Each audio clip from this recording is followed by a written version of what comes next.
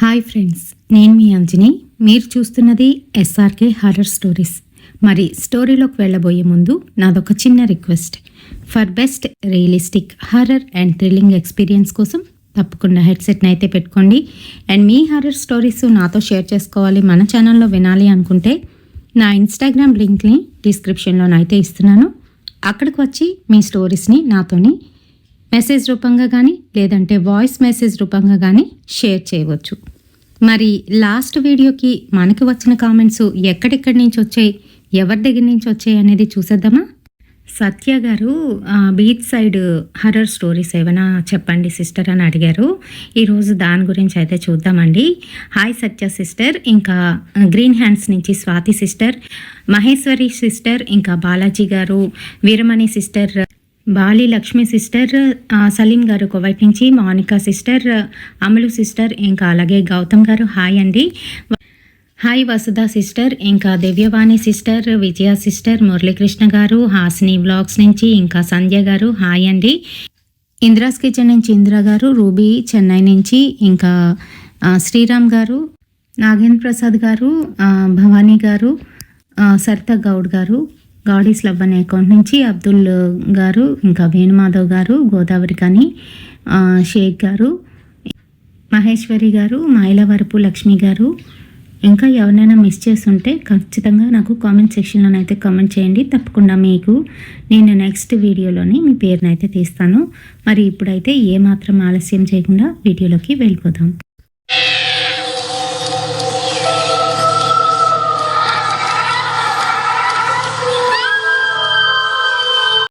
మరి ఈ ఇన్సిడెంట్ 90స్లో జరిగిందని చెప్పేసి మనతోనైతే షేర్ చేసుకున్నారు. యాక్చువల్గా ఇది ఎక్కడ అంటే వైజాగ్ సిటీలోని మనకి అప్పికొండ బీచ్ అని వైజాగ్లో ఉన్న వాళ్ళకి అందరికీ కూడా తెలుసు.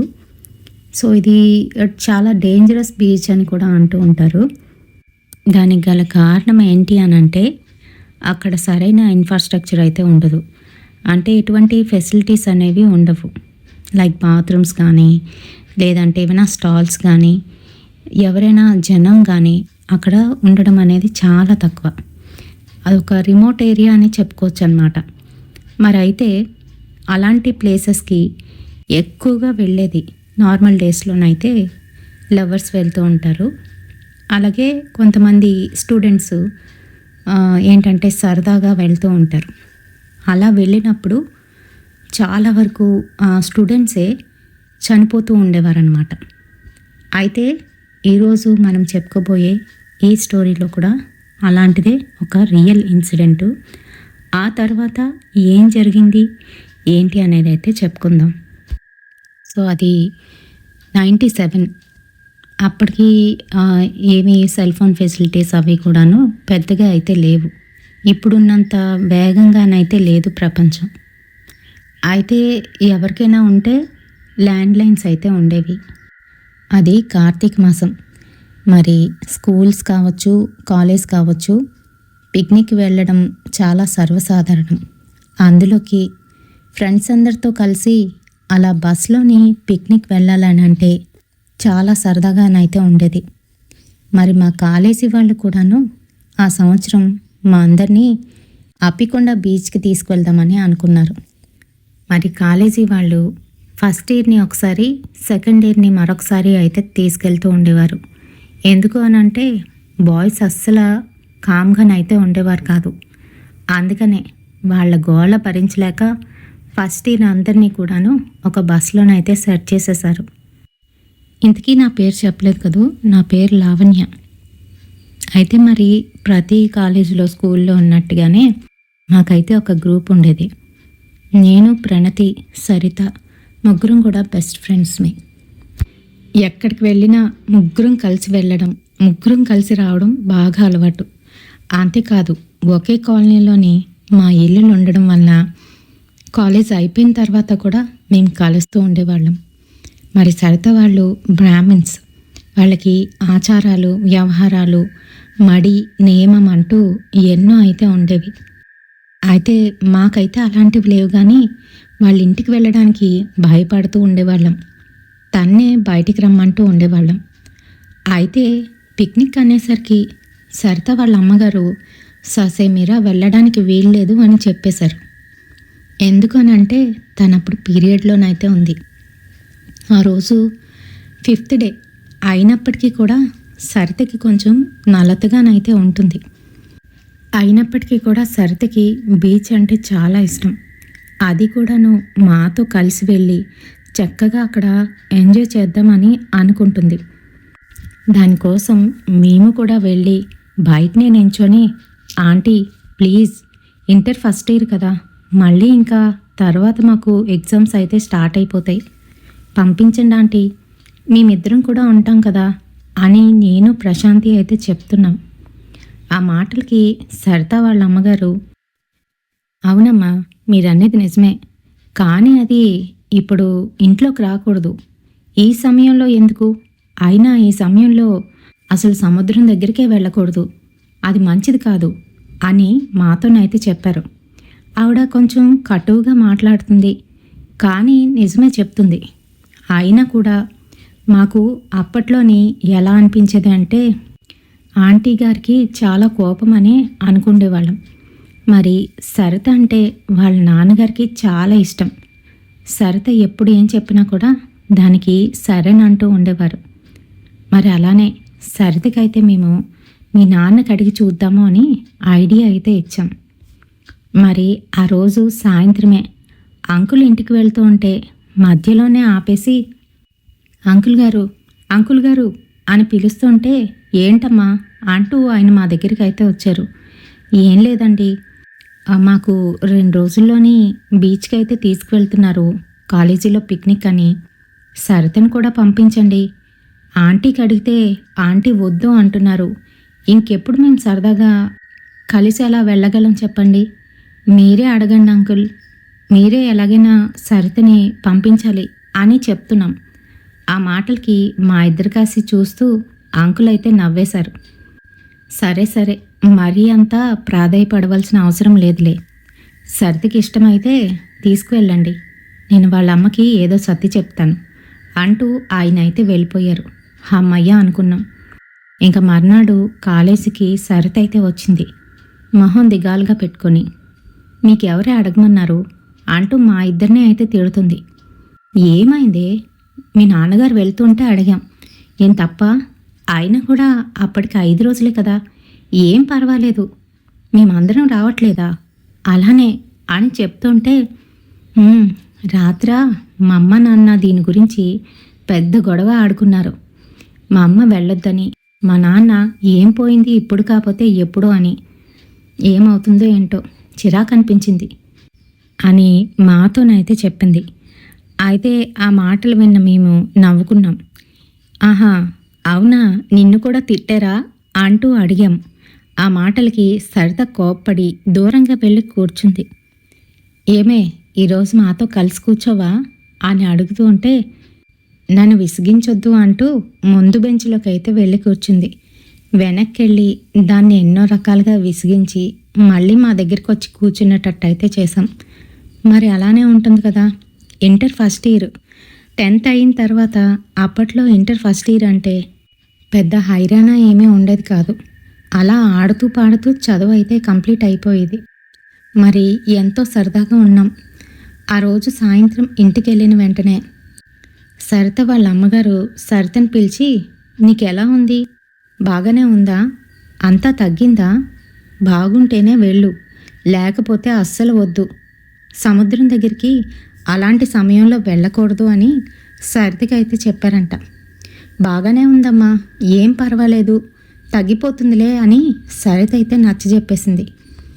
ఇంక సరే, వాళ్ళ అమ్మగారు డబ్బులైతే ఇచ్చారు. సరిత ఎంతో సంతోషించింది. మర్నాడు కాలేజీకి వచ్చి పిక్నిక్కి తెచ్చిన డబ్బులు కట్టేసి మా దగ్గరికి వచ్చి, నేను కూడా పిక్నిక్కి వస్తున్నాను అంటూ గట్టిగా అరిచి చెప్పింది. మాకెంత సంతోషం అనిపించిందని అంటే, ఎప్పుడూ అక్కడక్కడే ఉంటున్నా మేము బయటికి, అది కూడా అప్పికుండా పిక్నిక్ వెళ్తున్నాము అని అంటే చాలా సరదాపడ్డాం. ఇంకా అలానే ఆ మర్నాడు తెల్లవారే అన్నీ సర్దుకొని పిక్నిక్ కోసం మేము అప్పట్లోని పెద్ద పెద్ద సన్నాహాలే చేసేవాళ్ళం. ఏదో పెద్ద టూర్ వెళ్తున్నట్టు తినడానికి కావలసినవన్నీ కూడా బ్యాగ్లోనైతే సర్దేసుకుండేవాళ్ళం. అంతేకాదు పిక్నిక్ వెళ్ళిన తర్వాత ఎవరెవరు ఏదేది షేర్ చేసుకోవాలి అనేది కూడా ముందే చెప్పేసుకుంటూ ఉండేవాళ్ళం. అంతలాగా బాగా ఎంజాయ్ చేసిన ఆ రోజులు మళ్ళీ ఇప్పుడు రావేమో. అయితే మరి నేను కూడా పిక్నిక్ వెళ్తున్నాను అనే సంతోషంలోనే తనకి ఆ రోజు రాత్రి సరిగ్గా నిద్ర అయితే పట్టలేదు. మరి తెల్లవారే తనకి విపరీతంగా కడుపులో నొప్పి అయితే వస్తుంది. బాత్రూమ్కి వెళ్ళి చూసుకుంటే ఓవర్గా బ్లీడ్ అయితే అయిపోతుంది. మరి ఆ సంగతి చెప్తే వాళ్ళమ్మ అస్సలు పంపించరు. అందుకనే సరిత ఆ సంగతి చెప్పకుండా తను మేనేజ్ చేసి అలానే కాలేజీకి అయితే వచ్చేసింది. ఇంక అందరం కూడాను ఇంకా కాలేజీ ఏర్పాటు చేసిన ఆ బస్సు అయితే ఎక్కేశాం. ఇంకా ఆ బస్సులోనే కూర్చున్న సరిత మౌనంగానైతే ఉంది. మేము గడగడ మాట్లాడుతుంటే అది మటుకు అస్సలు మాట్లాడకుండా అలానే కూర్చొని బయటికైతే చూస్తుంది. ఏ సరిత, ఏమైందే అలా ఉన్నావు? పిక్నిక్ వచ్చినప్పుడు కూడా ఇలా ఉంటే ఎలా? ఏమవుతుంది అని అంటే అప్పుడు అది బాధపడుతూ మాతోనైతే చెప్పింది. కడుపులో విపరీతంగా నొప్పి వస్తుంది. అంతేకాదు ఈరోజు 5th డే అయినప్పటికీ కూడా నాకు చాలా ఇబ్బందిగా ఉందే. నేను ఎంజాయ్ చేయలేకపోతున్నాను. అనవసరంగా వచ్చానేమో అని అంది. ఆ మాటలకి ప్రణతి ఏమో, ఏ అలా మాట్లాడికే, ఏముంది, మాది అందరి దగ్గర కూడా ఉన్నాయిలే సేఫ్టీగా, నువ్వేం కంగారు పడకు అంటూ దాన్నైతే చీరప్ చేశాం. సంతోషంగానైతే వెళ్ళాం. అక్కడ మరి వెళ్ళేసరికి 10:30 అయితే అవుతుంది. సుర్రుమని ఎండైతే నడి నెత్తి మీద ఉంది. అయినా కూడా ఆ సమయంలో ఆ ఏజ్లో అవన్నీ మాకెక్కడ తెలుస్తాయి చెప్పండి. అందరం బీచ్లోకి వెళ్ళేసరికి ఎవరికి నచ్చిన ప్లేసుల్లోకి వెళ్ళిపోతుంటూ ఆ బీచ్లో తెగ ఆడేశాం. ఇసుక వేసుకుంటూ నీళ్లు ఉసురుకుంటూ అక్కడున్న గవ్వలు ఏరుకుంటూ రకరకాలుగానైతే అక్కడ తిరుగుతూ ఉన్నాం. ఈలోగా మాతో వచ్చిన మా టీచర్లు అక్కడ శివాలయం అయితే ఉంటుంది, అది చాలా ప్రసిద్ధమైనది, అక్కడికైతే వెళ్ళారు. మరి కొండ చివారి నుంచి అక్కడికి వెళ్ళి దర్శనం చేసుకొని వచ్చేశారు. మమ్మల్ని కూడా వెళ్ళమని చెప్పారు. మరి సరిత అంతవరకు వచ్చింది కానీ మాతో అక్కడికైతే రాలేదు. మేము వెళ్ళి దండం పెట్టుకొని బయటికైతే వచ్చేసాం. ఇంకా సరిత అక్కడే కూర్చొని ఏదో చూస్తుంది. ఏమైంది నీకు, అటేటో చూస్తున్నావేంటి అని అడిగితే ఆ అంటూ అప్పుడే ఏదో స్పృహలోకి వచ్చినట్టు మాతోనైతే మాట్లాడుతుంది. ఆహా, అదేం లేదే, అక్కడి నుంచి ఎవరో నన్ను పిలిచినట్టుగా అనిపిస్తేను అంటూ మాతో కలిసి వచ్చేసింది. ఇంకా మధ్యాహ్నం 12:30 వరకు అలా బీచ్లో ఆడుతూనే ఉన్నాం. సరిత కూడా కొంతసేపటికి దాని కడుపులో నొప్పి మర్చిపోయింది. ఇంకందరం మా మటుకు మేము ఇంటి నుంచి తెచ్చుకున్న క్యారేజ్లు అయితే బస్లో ఉండడంతో బస్ దగ్గరికి వెళ్ళి వాటినైతే తెచ్చుకున్నాం. ఎవరికి నచ్చిన ప్రదేశాల్లో కూర్చొని చక్కగానైతే తింటున్నాం. అలా తినేటప్పుడు మళ్ళీ సరితకి కడుపులోనైతే బాగా నొప్పి వచ్చింది. సరిత, నాకు కడుపులో నొప్పి వస్తుందే, నేను తినలేను అని అంటూ ఉంటే సాయంత్రం వరకు ఉండాలి కదా, పైగా ఇక్కడ ఎటువంటి స్టాల్స్ కూడా లేవు, మన దగ్గర కొనుక్కోవడానికి కూడా మన దగ్గర పెద్దగా డబ్బులు లేవు కదా, భోజనం చేయవే అని చెప్తూ ఉంటే తను పాపం తినలేక కాస్త తిని మిగతాదంతా ఆ బాక్స్లోనే వదిలేసి బాక్సు మళ్ళీ యథావిధిగా బస్సులోనైతే పెట్టేశాం. ఇంక మరి వచ్చి ఆడుతూ ఉంటే సరిత మటుకు కడుపులో నొప్పి, అర్జెంటుగా వాష్రూమ్కి వెళ్ళాలి అంటూ మాతోనైతే చెప్పింది. ఇంకా మాకు కూడా అలానే ఉండడంతో అక్కడున్న మా టీచర్ని అయితే అడిగాం. అదిగో ఆ దూరంగా అక్కడ కొండలు కనపడుతున్నాయి కదా, అక్కడికి వెళ్ళి కానిచ్చేసేయండి, అక్కడికి అయితే ఎవరూ రారు, పదండి శ్రీదేవి మేడం నేను వస్తామంటూ మా మేడము మాతోనైతే వచ్చారు. మరి అంత దూరం వెళ్ళి అక్కడ ఎవరికి నచ్చినట్టు వాళ్ళైతే కూర్చున్నాం. మరి అందరి పని పూర్తయింది, కానీ సరిత మటుకు అక్కడి నుంచి లేచి రావడం లేదు, అలానే ఉంది. ఈలోగా మా ఇద్దరికి భయం వేసి, మేడం సరిత ఇంకా రాలేదు, ఒక్క నిమిషం ఉండండి అంటూ ప్రశాంతి అయితే అటుపక్కకు వెళ్ళింది. సరిత ఇంకెంతసేపే రా అని పిలుస్తుంది. అక్కడ చూస్తే సరిత అక్కడ కూర్చొని లేదు, మరొక దగ్గర కూర్చొని జుత్తు పీక్కుంటూ కనిపించింది. అంతే, ప్రశాంతికి భయం వేసింది. లావణ్య, టీచర్, శ్రీదేవి టీచర్, ఒక్కసారి రండి అంటూ గట్టిగానైతే అరిచింది. ఏమైందమ్మా అంటూ వాళ్ళు కూడా పరిగెత్తుకుంటూ అయితే వచ్చారు. అంతే, అక్కడున్న సరితను చూపిస్తే సరిత ఒక బండరాయి మీద కూర్చొని జుత్తు అయితే పీక్కుంటుంది. ఏదేదో తనలో తానే మాట్లాడుకుంటూ ఏడుస్తుంది. మాకు ఎవ్వరికీ అర్థం కాలేదు, అసలు ఏమైంది దీనికి అంటూ దగ్గరికి అయితే వెళ్ళాం. సరిత, సరిత అంటూ తన్ని పిలుస్తూ ఉంటే ఏవేవో పిచ్చి చూపులు అయితే చూస్తుంది. మా కాస అయితే చూడట్లేదు. నేను సరిత దగ్గరికి వెళ్ళి, సరిత ఏమైందే నీకు, కడుపులో నొప్పి తగ్గిందా, ఎందుకు ఇలా చేస్తున్నావు అంటూ తన చేతిని అయితే పట్టుకున్నాను. నా చెయ్యి గట్టిగా విడిపించుకొని అక్కడి నుంచి లేచి పరిగెడుతుంది. అది ఎందుకలా పరిగెడుతుంది అంటూ మేమైతే దగ్గరికి వెళ్ళాం. అలా పరిగెడుతూ పరిగెడుతూ నీళ్ల వైపు అయితే వెళ్ళిపోతుంది, అంటే సముద్రం లోపలికన్నమాట. అప్పటి వరకు దూరంగా ఉన్న సరిత ఎందుకు ఇలా బిహేవ్ చేస్తుందో మాకైతే అస్సలు అర్థం కాలేదు. ఇంకా సరిత సరిత అనుకుంటూ కేకలు వేస్తూ మా టీచర్లు మేము తన్నైతే గట్టిగా పట్టుకున్నాం. ఏమైంది నీకు అంటూ మా శ్రీదేవి మేడము మొహం మీద ఒక్కటి కొట్టారు. అంతే, సృహలోకి వచ్చినట్టుగా అయింది సరిత. మేడం అంటూ మా కాసి విచిత్రంగానైతే చూస్తుంది. సరిత ఏమైంది నీకు, ఎందుకు అలా చేసావు అని అడుగుతూ ఉంటే దానికి ఏమీ అర్థం కావట్లేదు. ఏం చేశాను, నేనేం చేశాను, బాత్రూమ్కే కదా వెళ్ళాం అని అంటుంది. మాకైతే ఏం అర్థం కాలేదు. జాగ్రత్తగా దాన్ని చేయి పట్టుకొని మళ్ళీ మేము ఉంటున్న ప్రదేశానికైతే తీసుకొచ్చేసాం. ఇంకా అలానే అందరూ ఆడుతున్నారు, కానీ మా ఇద్దరికీ మటుకు భయం వేస్తుంది సరితను చూస్తుంటే. అది ఎప్పుడు ఏం చేసుకుంటుందా అని భయపడిపోతున్నాం. ఈలోగా మా టీచర్లు కూడా మధ్య మధ్యలో వచ్చి సరిత గురించి అడిగి వెళ్తున్నారు. సరదాగా అందరం కూర్చొని అంతాక్షరి ఆడుకుందాం అనుకున్నాం. సరేనని కూర్చొని పాడుతూ ఉంటే ఈలోగా సరిత అక్కడి నుంచి వెనక్కైతే తిరిగి చూస్తుంది. ఏ సరిత, ఎవరిని చూస్తున్నావు వెనకతలా అని పక్కన కూర్చున్న ప్రశాంతి అయితే అడిగింది. సరిత మటుకు జవాబు ఇవ్వకుండా అటే చూసుకొనుంది. సరిత సరిత అంటూ తన చేయి పట్టుకొని కదిపింది. అంతే, సరిత కోపంగా చూస్తూ, అదిగో మునిగిపోతున్నాను, నేను మునిగిపోతున్నాను, పట్టుకో, వెళ్ళి పట్టుకో, చెయ్యి పైకి కనిపిస్తుందిగా, పట్టుకొని బయటికి లాగు, నేను చనిపోతాను, నా ముక్కులోకి నీళ్లు వెళ్ళిపోతున్నాయి, నా కళ్ళు మండిపోతున్నాయి, నా నోట్లోకి నీళ్లు వెళ్ళిపోతున్నాయి, నేను చనిపోతున్నాను, చనిపోతున్నాను అంటూ సరిత ఏవేవో మాట్లాడుతుంది. అక్కడున్న వాళ్ళందరూ కూడా సరితని విచిత్రంగానైతే చూస్తున్నారు. ఇంకా నేనైతే దగ్గరికి వెళ్ళి, సరిత ఏమైంది నీకు, ఏమైంది అంటూ మళ్ళీనైతే అడుగుతూ ఉంటే ఈసారి మరొక పక్కకు చూపించి అందులో నుంచి ఎవరో నన్ను పిలుస్తున్నారు, ఎవరో అమ్మాయి పిలుస్తుంది, నేను వెళ్ళనా అనే అడుగుతుంది. నాకేమీ అర్థం కావట్లేదు. అక్కడ అసలు ఎవరూ కనిపించలేదు.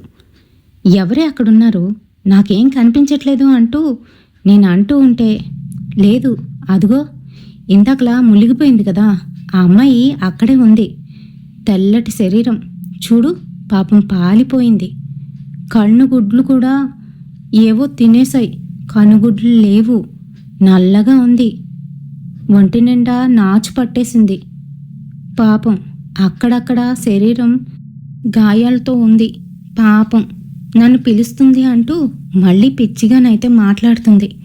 మాకైతే చాలా భయం వేసింది. ఇంకా టీచర్లు అందరూ అక్కడే ఉండడంతోనే సరితకి ఏదో అయ్యింది అంటూ, మీరిద్దరూ తీసుకువెళ్ళి బస్సులో కూర్చోబెట్టండి అమ్మా, కాసేపు పడుకోబెట్టండి, తనకి బాగున్నాక అప్పుడు వద్దురు అంటూ మమ్మల్ని అయితే పంపించేశారు. మాకు కూడా భయం వేస్తుంది. సరితను తీసుకొని జాగ్రత్తగా బస్సు ఎక్కి కూర్చున్నాం. మరి సరిత మటుకు ఆ బీచ్ వైపే చూస్తూ ఉంది. నన్ను రమ్మంటుంది, నేను వెళ్ళాలి, నన్ను వదలండి, నేను వెళ్ళాలి అంటూ మాతోనైతే మాట్లాడుతుంది. మరి సర్దిగా చూస్తుంటే మా ఇద్దరికి వణుకు వచ్చేస్తుంది. పాపం వాళ్ళ అమ్మగారు వద్దన్నారు, మనమే బలవంతంగా లాక్కొచ్చాం దీన్ని అంటూ భయపడ్డాం. మరి కొంతసేపటికి సరిత అయితే అలానే మత్తుగా నిద్రపోయింది. అమ్మయ్య, దానికి బాగోలేదు కాబట్టి ఇలా అయ్యి ఉంటుందిలే అని మాకు మేమే సర్ది చెప్పుకున్నాం. ఆ తర్వాత మరి కొంతసేపటికి తెలివి రాగానే సరిత అయితే నార్మల్గా మాట్లాడుతుంది. మనమేంటి ఇక్కడికి వచ్చి కూర్చున్నాం, వెళ్ళి బీచ్లో ఎంజాయ్ చేద్దాం పదండి అంటూ మాకైతే అంది. అమ్మయ్యా, నార్మల్ ఫామ్లోకి వచ్చింది సరిత అనుకున్నాం. సరే పద అంటూ మేమైతే బయటకు వచ్చాం. అప్పటికి 4:30 అయితే అవుతుంది. మా టీచర్లు అందరూ కూడాను ఇంకా 5 అయ్యాక అందరం వెళ్ళిపోవాలి అని మాట్లాడుకుంటున్నారు. సరే, ఈ అరగంట సేపైనా సరదాగా ఎంజాయ్ చేద్దామంటూ మళ్ళీ బీచ్లోకి అయితే వెళ్ళాం. ఆ అలల తాకిడికి మేము ఆడుతూ ఉంటే సరిత కూడా మాతో ఆడుతుంది. అమ్మయ్య, ఇది నార్మల్గా అయ్యింది, ఇందాకలేదో దానికి బాగోక అలాగ అయ్యి ఉంటుంది అని మేమైతే అనుకున్నాం. మాతో ఆడుతున్న సరిత సడన్గా కనిపించకుండా మాయమైపోయింది. అంతే, మా గుండెల్లో దడ. ఎక్కడుంది ఇది, ఇప్పటి వరకు మాతోనే కదా ఆడింది అంటూ అక్కడంతా వెతికేస్తున్నాం. టీచర్లకి కూడా చెప్పేశాం. అదేంటమ్మా, మిమ్మల్ని జాగ్రత్తగా చూసుకోమంటే మీరు మళ్ళీ ఎందుకు వచ్చారు, సరే సరే వెతకండి అంటూ అక్కడంతా వెతుకుతున్నాం. మరి అప్పికొండ బీచు సాయంత్రం అయ్యేసరికి అలల తాకిడి ఎక్కువ అవుతుంది. అంతేకాదు, అప్పటి వరకు కామ్గా ఉన్న ఆ ప్రదేశం అంతా కూడాను అలల హోరుతోనే నిండిపోతుంది. ముందుగా అయితే వచ్చేస్తుంది సముద్రం. మరి ఈలోగా దూరంగానైతే అక్కడ సరిత మాకు కనిపిస్తుంది. రాళ్ల మధ్యలో ఎవరితోనో మాట్లాడుతున్నట్టు చేతులు ఊపుతూ సైగలు చేస్తూ ఏదో మాట్లాడుతున్నట్టుగానైతే కనిపించింది. భయంతోని పరిగెట్టుకుంటూ అక్కడికైతే వెళ్ళాం. మమ్మల్ని చూడగానే ఇంకా అక్కడి నుంచి తను పరిగెడుతూ ఆ సముద్రంలోకి అయితే వెళ్ళిపోతుంది. సరిత ఆగు ఆగు అంటూ కంగారుగా మేము వెళ్ళి దాన్ని పట్టుకొని సముద్రం లోపల నుంచి బయటికి లాగడానికి మా తాతలు దిగి వచ్చారు. టీచర్లు మేము అందరం పట్టుకొని దాన్ని అయితే బయటికి లాగాం. ఇంకా అప్పటికి స్పృహ తప్పిపోయినట్టుగా అయిపోయింది సరిత. టీచర్లందరికీ అర్థమైంది ఏదో గాలి సోకినట్టు ఉంది అని. మరి బస్సు ఎక్కించి దాన్ని ఇంటికి తీసుకువెళ్తూ ఉంటే బస్సులోని మాట్లాడితే చాలు వెనక్కి తిరిగి చూస్తుంది. నేను వెనక సీట్లో కూర్చుంటాను అని 10కి 10 సార్లు అడుగుతుంది. వద్దే, అక్కడ అబ్బాయిలు కూర్చున్నారు, మనం ఇక్కడే కూర్చోవాలి అని చెప్తున్నా కూడా లేదు, నేను వెనక సీట్లో కూర్చుంటాను అంటూ వెనక్కి వెళ్తూ ఉంటే టీచర్లు అర్థం చేసుకొని అక్కడున్న అబ్బాయిల్ని లేపించేసి సరే సరిత అక్కడ పడుకో అమ్మా అంటూ అక్కడ పడుకోమని చెప్పారు. మేము కూడా వెళ్ళి అక్కడే కూర్చున్నాం. మరి అది మటుకు వెనకాతలున్న అద్దం వైపు చూస్తూ అదుగో ఆ అమ్మాయి నా కోసమే వస్తుంది, ఆ అమ్మాయి నా కోసమే వచ్చేస్తుంది అంటూ మాట్లాడుతుంది. దాని మాటలు వింటుంటే మాకైతే భయం వేస్తుంది. మాకు కూడా సిచ్యువేషన్ అర్థమైంది.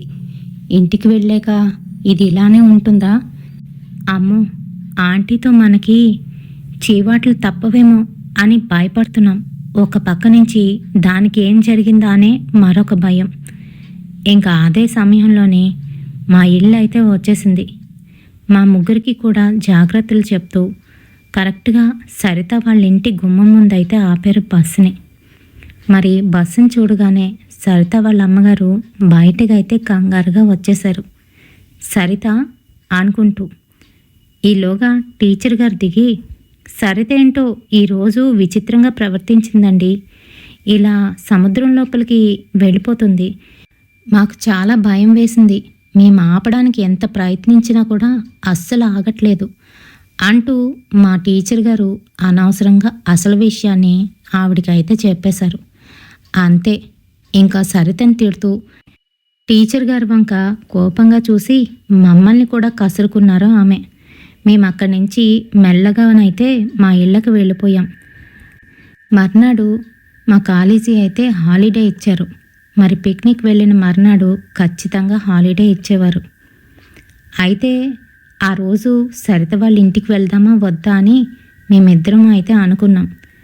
కానీ వద్దులే, ఇప్పుడు వెళ్తే ఆంటీ ఖచ్చితంగా తిడుతుంది అని ఆగిపోయాం.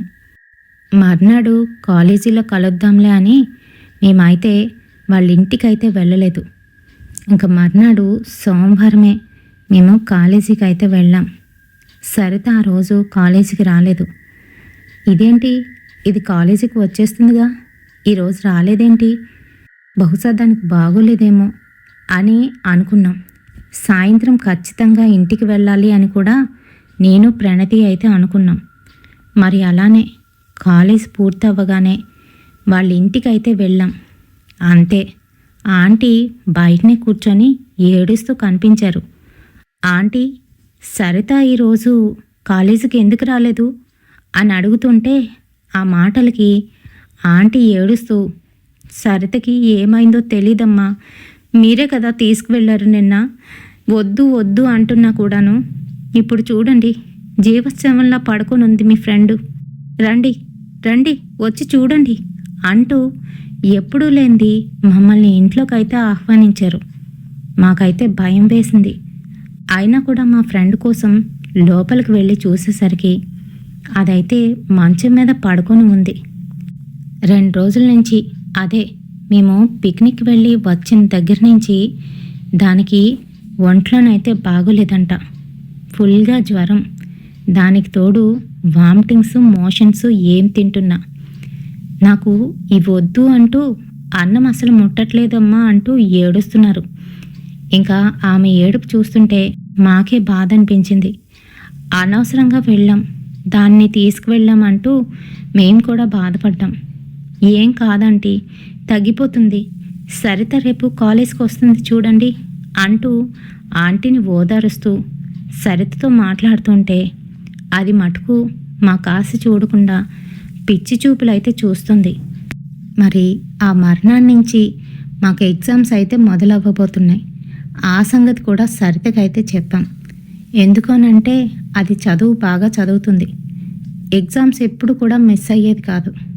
అందుకనే దానికి చెప్తే కనీసం అలా అయినా తను వస్తుంది అనే చిన్న ఆశ. కానీ అది మటుకు దేనికి రిప్లై ఇవ్వట్లేదు. అలానే మా కాసి చూస్తూ ఏవేవో మాట్లాడుకుంటుంది తనలో తాను. ఇంక అక్కడి నుంచి ఇంటికైతే వచ్చేసాం. మాకు నిద్ర పట్టట్లేదు. నేను ప్రశాంతి అలా దాని గురించి ఆలోచిస్తున్నాం. మర్నాడు ఎగ్జామ్కి అయితే అటెండ్ అయ్యాం. అది మటుకు రాలేదు. మళ్ళీ యథావిధిగా ఆ రోజు సాయంత్రం కూడా వాళ్ళ ఇంటికి అయితే వెళ్ళాం. వాళ్ళ అమ్మగారు మమ్మల్ని అక్కడే ఆగమని చెప్తూ బయటకైతే వచ్చారు. వద్దమ్మా, వెళ్ళిపోండి, తర్వాత చూద్దురు, సరితకి అస్సలు బాలేదు, మేము మా ఊరు నుంచి కొంతమందిని తీసుకువచ్చాం, వాళ్ళేవో పూజలు చేస్తున్నారు, ఈ సమయంలోని మీరు రాకూడదు, వెళ్ళిపోండి అంటూ మమ్మల్ని అయితే వెళ్ళిపోమన్నారు. ఇంకా మేము కూడా వచ్చేసాం. మర్నాడు ఎగ్జామ్కి చదువుకుంటున్నాం కానీ మా బుర్రలో ఆలోచన అంతా కూడా సరితకి ఏమైపోతుందో ఏంటో అర్థం కావట్లేదు. మర్నాడు కూడా మేము ఎగ్జామ్ రాసి వచ్చి మళ్ళీ సరిత ఇంటి గుమ్మం దగ్గర అయితే నిల్చున్నాం. ఈసారి గట్టిగా అరుపులు అయితే వినబడుతున్నాయి ఇంట్లో నుంచి. ఇంకా ఆంటీ బయటకు వచ్చి రండి రండి అంటూ లోపలికైతే రమ్మన్నది. వెళ్ళి చూస్తే దాన్ని ఒక మంచానికి కట్టేసి ఉంచారు. మరి తన మటుకు అసలు ఇప్పుడు మా సరితలాగైతే కనిపించటం లేదు. పూర్తిగా ఒళ్ళంతా తగ్గిపోయింది. తెల్లగా ఉండే సరిత ఇప్పుడు పక్క చిక్కిపోయి కళావిహీనంగానైతే అయిపోయింది. దాన్ని చూస్తుంటే మాకే ఏడుపు వచ్చేస్తుంది. జుత్తు కూడాను ఉన్నట్టుండి పూర్తిగా రాలిపోతుంది. లావుపాటి జుత్తైన సరితకి ఇప్పుడు జుత్తు సరిగ్గా లేదు. పైగా జడ వేయకుండా అలానే వదిలేశారు. దగ్గరికైతే రానివ్వట్లేదు ఎవరిని. నన్ను వదలండి అంటూ గట్టిగా అరుస్తుంది. దాని చేతికి, మంచానికి, ఇంకా గుమ్మం దగ్గర ఏవో కొన్ని పరిహారాలు చేసి బయట నీ యంత్రము, మంచానికి దాని చేతికి తాయితులైతే కట్టి ఉన్నాయి. ఇంకా మేము దగ్గరికి వెళ్తుంటే, రండి రండి వచ్చారా, మనం కాలేజ్కి వెళ్ళాలి కదా, నన్ను చూడండి ఎలా కట్టేశారో, నా చేతులు కాళ్ళు కట్టలు విప్పరా, మనం కాలేజీకి వెళ్దాం, కలిసి వెళ్దాం అని మాట్లాడుతుంది.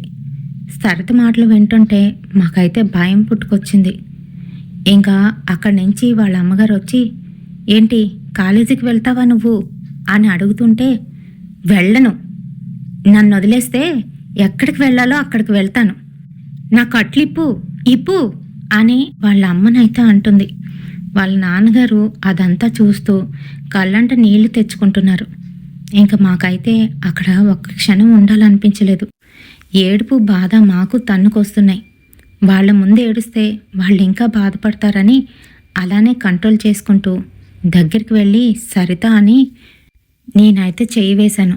అంతే, నా కట్లు విప్పవా, చేతులు రెండు నొప్పిగా ఉన్నాయి, కాళ్ళు కూడా కట్టేశారు, పైగా నాకు ఏ భోజనం పెట్టట్లేదు, నాకు ఆకలి వేస్తుంది లావణ్య, నాకు ఏమన్నా తెస్తావా, మీ ఇంటి నుంచి మీరు వండుకుంటారు కదా, అదే కోడినో గొర్రెనో వండుకుంటారు కదా, అవి తీసుకువస్తావా, నేను తింటాను, వీళ్ళు అవేం పెట్టట్లేదు అని మాట్లాడుతుంది.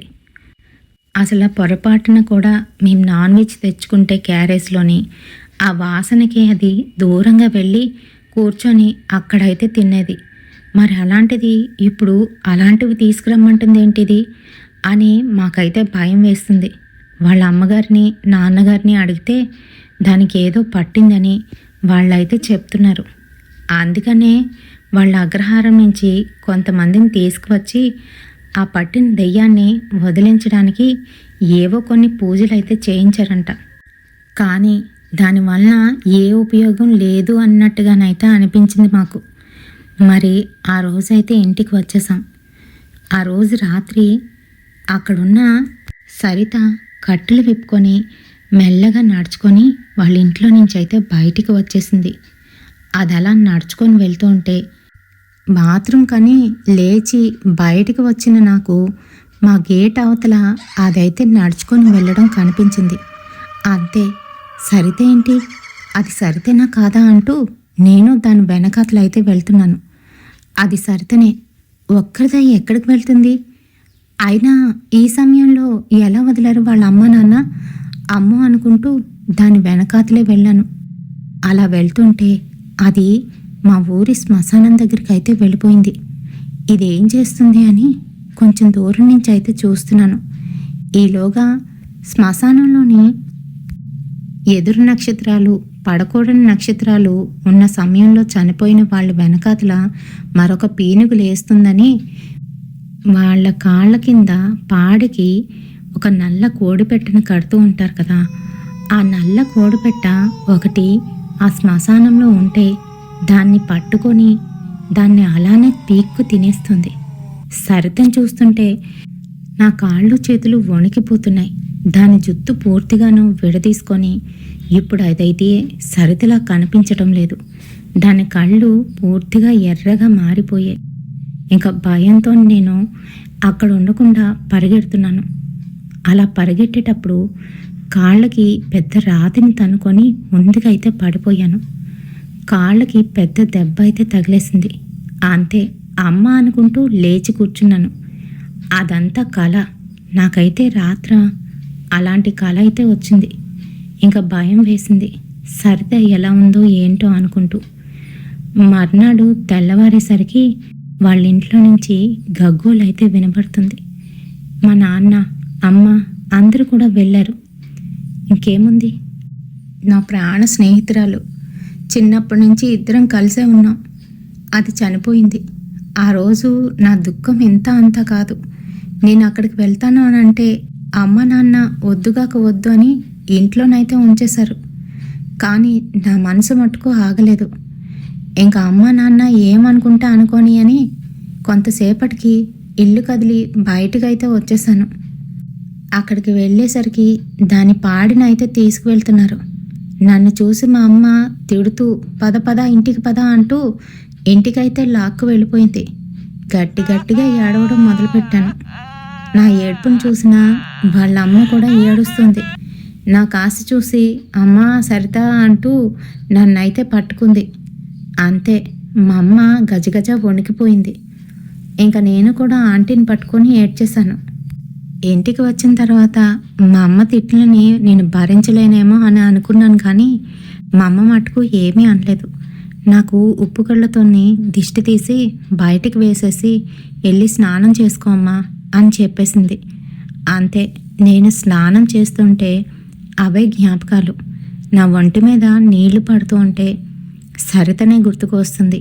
దాని పాటని తీసుకువెళ్తున్న సమయంలోని అది చూసానేమో ఇంకా నాకు భయంగా కూడా అనిపిస్తుంది. తలకు స్నానం చేసి వచ్చి అలానే కూర్చొని కళ్ళంట నీళ్లు తిప్పుకుంటూ ఉంటే అమ్మ వచ్చి అన్నం కలిపి పెడుతూ ఉంటే వద్దమ్మా వద్దు, నాకు వద్దు అని ఇంకా అలాగే ఏడుస్తున్నాను. అప్పుడైతే గట్టిగా తిట్టింది అమ్మ. చనిపోయింది కదా, అయిపోయింది అంతాను, దాని గురించి ఆలోచించుకు. వెళ్ళొద్దు అంటే వెళ్ళరు. అందుకే చెప్తా చూడు, ఇప్పుడు 16 ఏళ్ల పిల్లని పెంచి ఇంత పెద్దదాన్ని చేసిన వాళ్ళకి కడుపు శోకం తప్ప ఇంకేం మిగిలింది చెప్పు. అందుకే వద్దని చెప్తాం. అయినా మీరు వింటారా?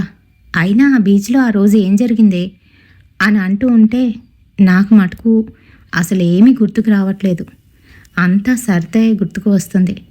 ఇంక అలానే ఉన్నాను. మొత్తానికి ఎలా అయితేనే నాకు కడుపులో తిప్పినట్టుగా అనిపించి పెద్ద వాంతి అయితే చేసేసాను.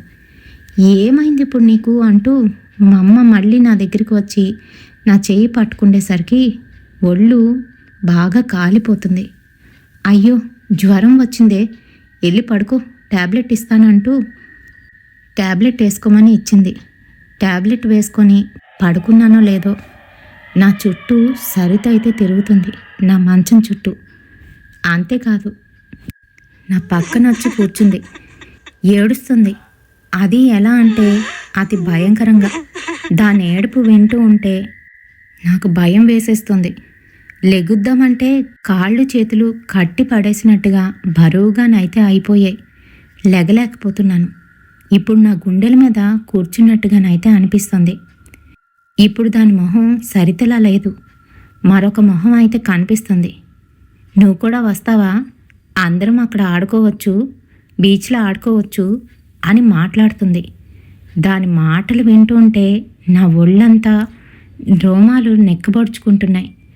అంతేకాదు, దేవుణ్ణి తలుచుకుంటుంటే నోర్మొయ్యవే, నోర్మొయ్, ఎందుకలా తలుస్తున్నావు, ఆపు ఆపు అని గట్టిగా అంటుంది. ఇంక నాకైతే అర్థమైంది, ఇంక దేవుణ్ణి తలుచుకోవడం ఆపలేదు. అలానే నేను హనుమాన్ చాలీసానైతే చదువుతున్నాను. అంతే, కొంతసేపటికి అంతా కూడాను సద్దుమణిగింది. నా గుండె తేలికయింది. లేచి కూర్చొని చూస్తే అప్పటికి ఇంకా 2 అయితే అవుతుంది.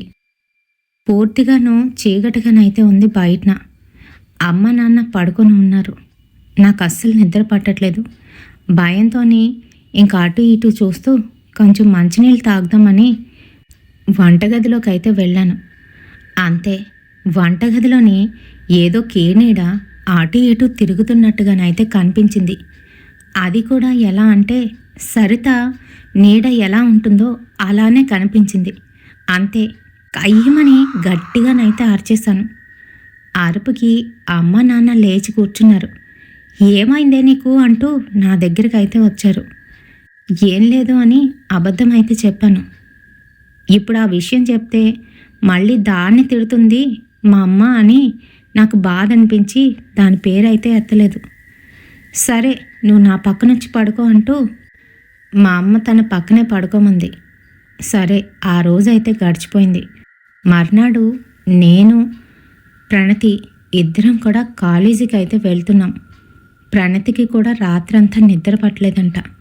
ఆ సరితే వస్తుందే కల్లోకి అని అది కూడా చెప్తుంది. అసలు ఏం జరుగుతుందో ఏంటో అని అనుకున్నాం.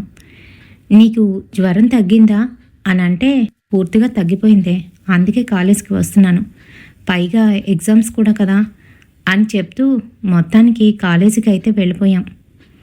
ఇంకా ఆ రోజు ఎగ్జామ్ రాస్తూ ఉంటే మధ్యలోనే బయటన ఎగ్జామ్ హాల్ బయటన సరిత తొంగి చూస్తున్నట్టు నాకాసే చూస్తూ బయటికి రా అని పిలుస్తున్నట్టు నాకేవో కొన్ని భ్రాంతి అయితే కలుగుతుంది. ఇంక నాకైతే భయం వేసింది. అక్కడున్న వాళ్ళు ఎవరికి కూడా అది కనిపించడం లేదు, నాకే కనిపిస్తుంది. ఎందుకు ఇలా జరుగుతుంది దేవుడా అంటూ నేను అలానే ఉండిపోయాను.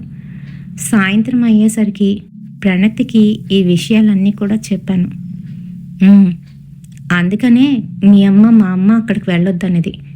నువ్వు ఆగుతావా? ఆ రోజు దాని పాడిని తీసుకువెళ్ళినప్పుడు కూడా వెళ్ళిపోయావు కదా. పైగా వాళ్ళ అమ్మ సరిత అని పట్టుకుండేసరికి నువ్వు కూడా ఏడుపు మొదలుపెట్టావంట కదా అని అంటుంది. వెటకారించుకే, అది మనకి ఎంత క్లోజు, దాన్ని మర్చిపోవడం సాధ్యమంటావా అని అంటూ ఉంటే నాకు అలానే ఉంది, బయటికే చెప్పుకోవట్లేదు. సరే, దాని గురించి మటుకు ఆలోచించుకు సరేనా అని నాకైతే చెప్పేసింది. మరి ఇంటికి వెళ్ళిన తర్వాత ఆ రోజు రాత్రి కూడా మళ్ళీ అదే తంతు. ఈసారి నా కాళ్ళ దగ్గర కూర్చొని వెక్కి వెక్కి ఏడుస్తుంది. దాన్ని ఏడుపు చూస్తుంటే నా మనసు తరుక్కుపోతుంది. ఏమైందే అంటూ లేచి కూర్చున్నాను. దాన్ని పట్టుకొని గట్టిగానైతే హగ్ చేసుకున్నాను. ఎందుకే ఇలా చేసావు, ఏమైంది, నీకేమైంది అని అడుగుతూ ఉంటే అది మళ్ళీ నన్ను గట్టిగానైతే వాటేసుకొని ఇంకా నన్ను దాని కౌగిల్లో బిగించేస్తుంది. నేను తట్టుకోలేకపోతున్నాను, గట్టిగానైతే అరుస్తున్నాను. ఈలోగా అమ్మ వచ్చి నన్నైతే లేపింది. ఏమైందే నీకు, నిద్దట్లో అలా అరుస్తున్నావేంటి అని అనేసరికి అప్పటికి కానీ నాకు స్పృహ రాలేదు. మరి మా అమ్మకైతే ఏదో అర్థమైంది. అంతేకాదు, నేను మెల్లమెల్లగా క్షీణించడం మొదలుపెట్టాను. జ్వరం రావడం, ఏది తిన్నా వాంతులు చేసుకోవడం, నీరసంగా అనిపించడం నాకైతే మొదలైంది. ఇంకా మా అమ్మకి నాన్నకి దడ పుట్టుకొచ్చేసింది. అమ్మో దీనికి ఏదో అవుతుంది అని నన్ను మా ఊరికి దగ్గరలోని ఒక అతను అయితే ఉంటారు. అతను ఇలాంటివన్నీ కూడాను బయటకైతే తీస్తాడు. అంతేకాదు, ఎవరైనా చెడుపులు పెట్టినా వాటిని కూడా బయటికి తీస్తాడు.